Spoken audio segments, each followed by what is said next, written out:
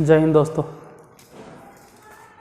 हम हैं अक्षय सर नारदेगंज वाले और अभी आपका चैप्टर चल रहा है प्रॉफिट एंड लॉस। और प्रॉफिट एंड लॉस में ऑलरेडी हम 18 क्लास बता चुके हैं, जिसमें कि पिछला क्लास जो बताया था वो बहुत छोटा था। ठीक है, तो फिलहाल आपका टाइम नहीं बर्बाद करते हैं, 25 सेकंड बर्बाद हो गया, क्लास को स्टार्ट करते हैं। ठीक है, बाकी काम बाद में देखेंगे। हाँ, क्वेश्चन लिखते वक्त एक बात ज़रूर बोलेंगे, क्वेश्चन जब तक लिख रहे हैं तब तक ध्यान से समझो। होता क्या है कि ये मास्टर क्वेश्चन लिख के बताता है, छोड़ो भागो भागो भागो। अरे यार, क्वेश्चन समझना ज़रूरी है, क्वेश्चन को समझिए। उसके बाद 4 क्वेश्चन और है इसमें। एक, घड़ी को लागत मूल्य से लागत मूल्य से 120 रुपये अधिक 120 रुपये अधिक पर बेचने से, देखो आ गया है इस तरह के क्वेश्चन।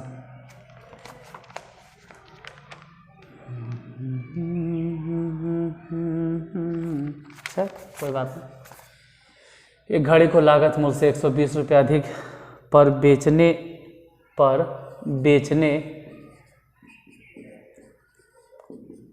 से क्रय मूल्य का 1/7 भाग लाभ होता है, तो घड़ी का क्रय मूल्य बतावे। पहले तो हम कहेंगे कि आप ज़रा क्वेश्चन समझ लीजिए कि है क्या। नंबर पे थोड़ा ध्यान दीजिए कि एक घड़ी को लागत मूल्य से 120 रुपये अधिक पर बेचने से क्रय मूल्य का 1/7 भाग लाभ होता है। अब जरा हम समझते हैं।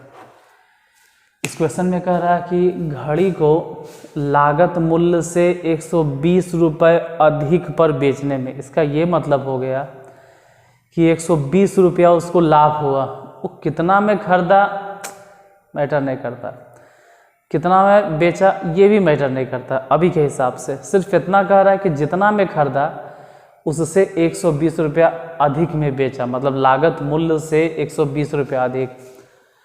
ठीक है, और कह रहा है कि क्रय मूल्य का 1/7 भाग लाभ होता है, तो क्रय मूल्य मतलब लागत मूल्य, तो 1/7 लिखते हैं। और नीचे वाला जो है ना क्रय मूल्य का, तो ये हो गया क्रय मूल्य, यानी यही है लागत मूल्य। और ऊपर वाला हिस्सा तो है बेचने से लाभ होता है, तो ये हो गया लाभ। मतलब हम समझ गए कि अच्छा भाई 7 रुपया में खरीदा, 1 रुपया लाभ हुआ, इसका मतलब बेचा होगा कितना में, तो बेचा होगा 8 रुपया में। लेकिन एक मिनट, क्रय मूल्य, लाभ और विक्रय मूल्य ये तीनों की तीनों रेशनल क्वांटिटी, मतलब रेशियो में है। क्या कोई एग्जैक्ट वैल्यू है, मतलब जो लाभ को बताता हो एग्जैक्टली, या क्रय मूल्य के बारे में बताता हो एग्जैक्टली, या फिर विक्रय मूल्य के बारे में बताता हो एग्जैक्टली। कोई भी तो वैल्यू एग्जैक्ट होना चाहिए।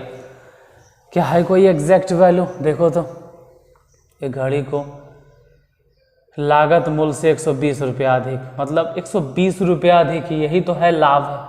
हाँ सर है ना, एक जो आप देख रहे हैं ना वो 120 है, मतलब इससे 120 गुना ज़्यादा है। तो वैसे सिचुएशन में अगर क्रय मूल्य पूछे तो वो भी 7 ना होकर 120 गुना ज़्यादा होगा, मतलब कि 6284। यानी क्रय मूल्य भी अगर आंसर पूछे कि आंसर क्या होगा तो 840 रुपये क्रय मूल्य हो जाएगा। 840 घड़ी का क्रय मूल्य। नहीं समझ में आया कोई बात नहीं, हम थोड़ा सा डाटा चेंज करते हैं। क्वेश्चन का टाइप यही रह देते हैं।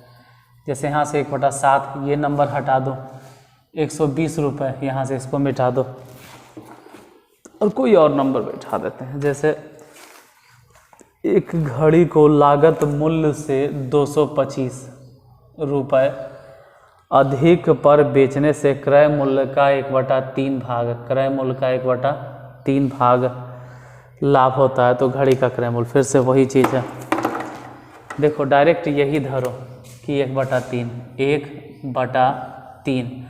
और क्रय मूल्य का, तो नीचे वाला फिक्स हो गया कि क्रय मूल्य है और लाभ होता है, मतलब ऊपर वाला जो एक है लाभ है। लेकिन 1 मिनट ज़रा सोचो कि इसमें खुद कह रहा लागत मूल्य से 225 रुपये अधिक।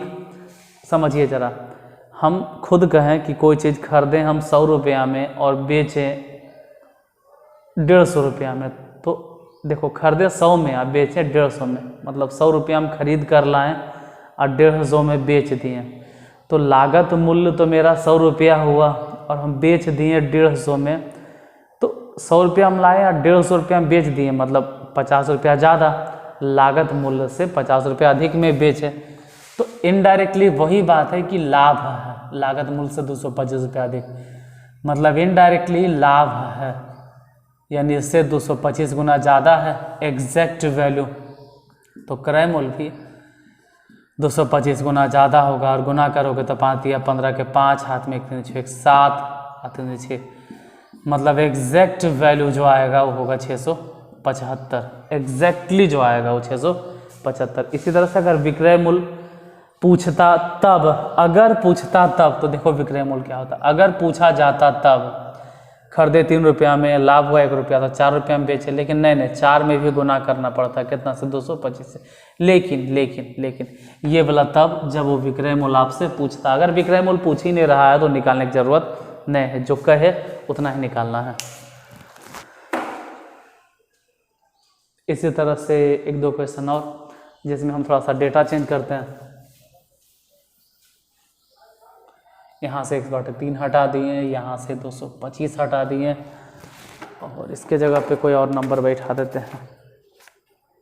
इस बार एक घड़ी को लागत मूल्य से 525 रुपया अधिक में बेचने पर क्रय मूल्य का 1/2 भाग लाभ होता है। देखते हैं, देखिए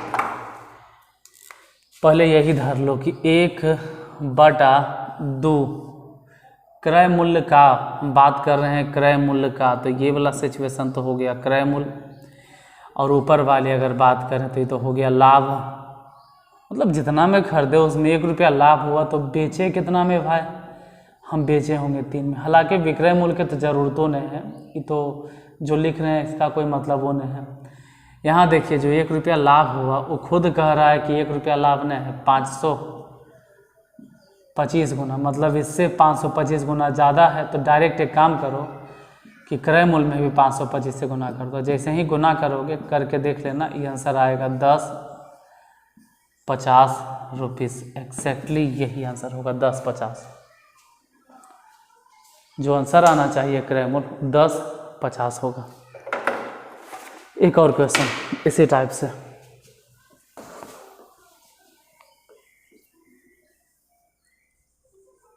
यहाँ से 525 हटा दिए, यहाँ से 1/2 और नंबर चेंज कर देते हैं।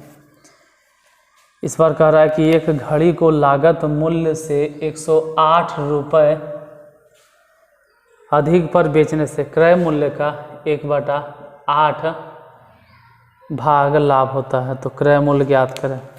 इसको भी देख लिया जाए क्या कह रहा है, तुरंत यही धरना है 1/8, तो लिखेंगे 1/8।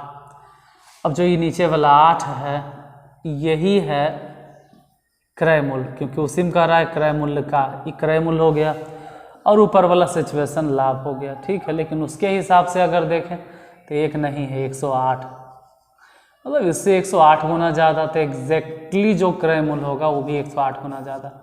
गुना कर लीजिएगा, 8 × 8 = 64 और 8, मतलब जो क्रय मूल्य आंसर आएगा वो होगा 864। तो क्रय मूल्य 864 होगा।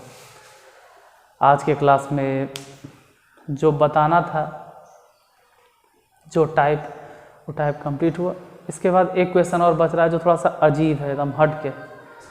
तो क्लास 2 मिनट के रहे, 5 मिनट के रहे, चाहे 20 मिनट के रहे, चाहे 2 घंटा के, हम एक क्लास में एक ही टाइप बताएंगे। तो अगले क्वेश्चन जो है वो अगले वीडियो में मिलते हैं। तब तक के लिए धन्यवाद। अगर क्लास अच्छा लगा हो तो लाइक से सब्सक्राइब कर लीजिएगा, जो नए विद्यार्थी सब्सक्राइब करेंगे, और पुराने लोग सिर्फ लाइक कर देना। चलिए मिलते हैं कल, तब तक के लिए गुड बाय।